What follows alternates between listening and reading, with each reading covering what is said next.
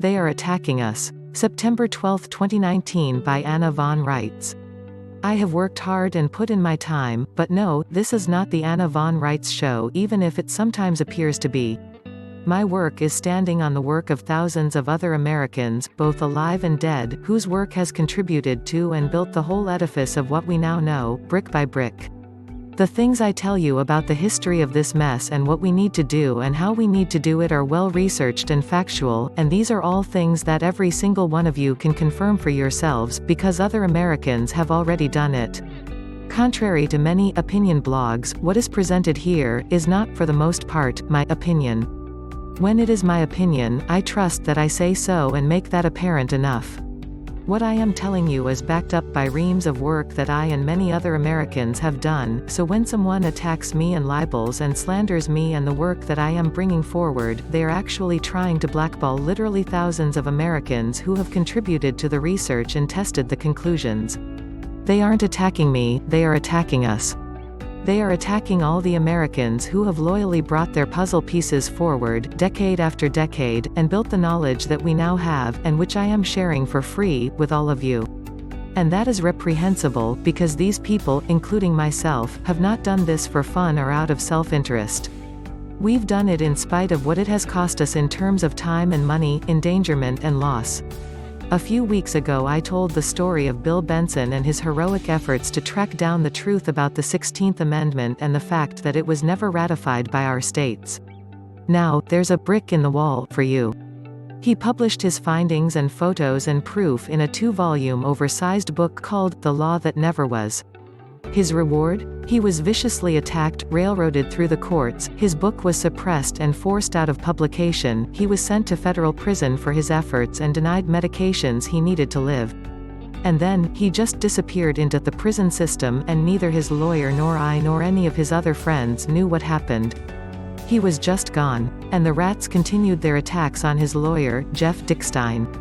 I remember sitting on my porch clutching both volumes of his book and crying like a schoolgirl. Why? Because I knew just how much those books really cost.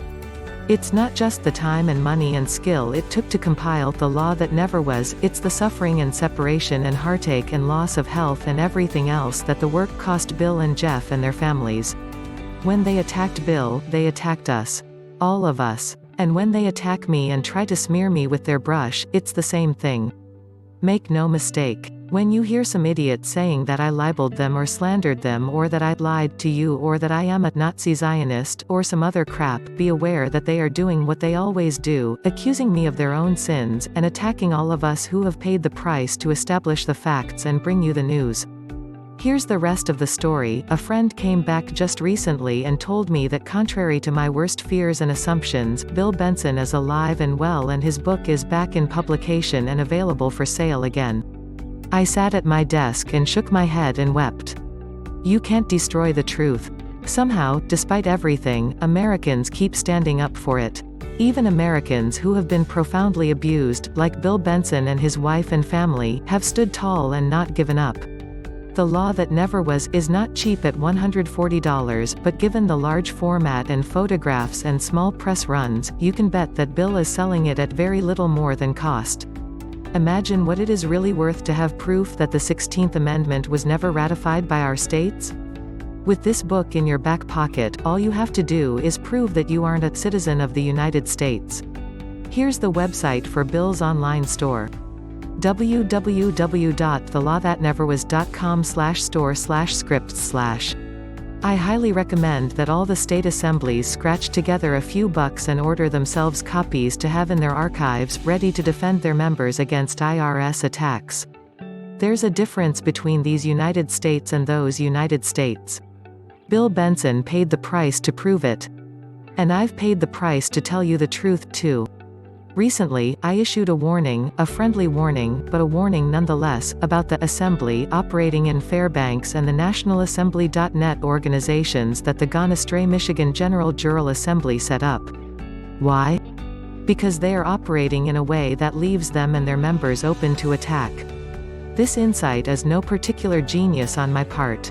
It's more in the category of spit and wind. We are living in a British-backed military protectorate, and have been since 1863.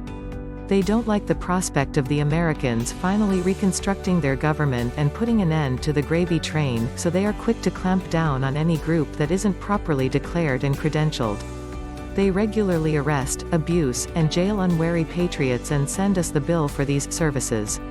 I don't have any particular knowledge of any federal plan to arrest these folks in Fairbanks to make an example of them, but let's put it this way, the folks in Fairbanks aren't doing this the right way, and that makes them vulnerable. It makes their whole group vulnerable. They are also in Alaska.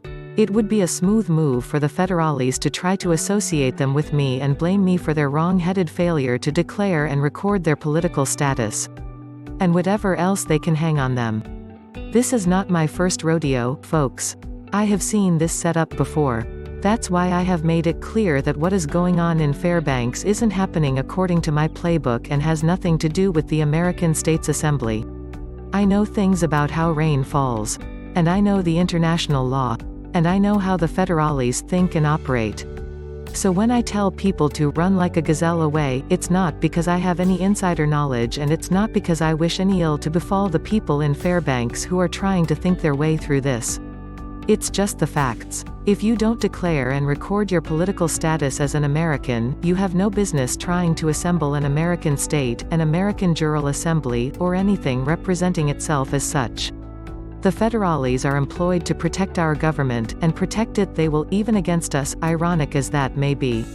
So, I will tell all of you what I told Bruce Doucette, just before he took the actions that landed him in federal prison for 38 years, you have to declare your lineage and political status and record it, and you have to stay in your proper jurisdiction.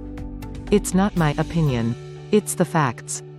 If you choose to go your own way and do your own thing, and ignore what I am telling you and think you are going to cherry-pick what you like and discard what you don't like, be aware that you do so at your own risk. I am telling you the truth and doing my best to explain it, and that is all I can do. From every side this week, I am hearing about how evil I am and how wrong I am. I have been labeled as everything but the Antichrist. I am hurt by this as a living being, an old woman in Alaska, who has spent many years trying to save my country and benefit my fellow man. It's discouraging. And thankless. I am in good company, however, with all the saints. And what I have done and am doing for love of mankind and love of this country, I don't regret. I just wish that more people who get their heads out of their butts and do their part and pay attention to what I am telling them, because it is not just my opinion, and what I am telling them has already been paid for at great cost by other Americans who have suffered to make this information available.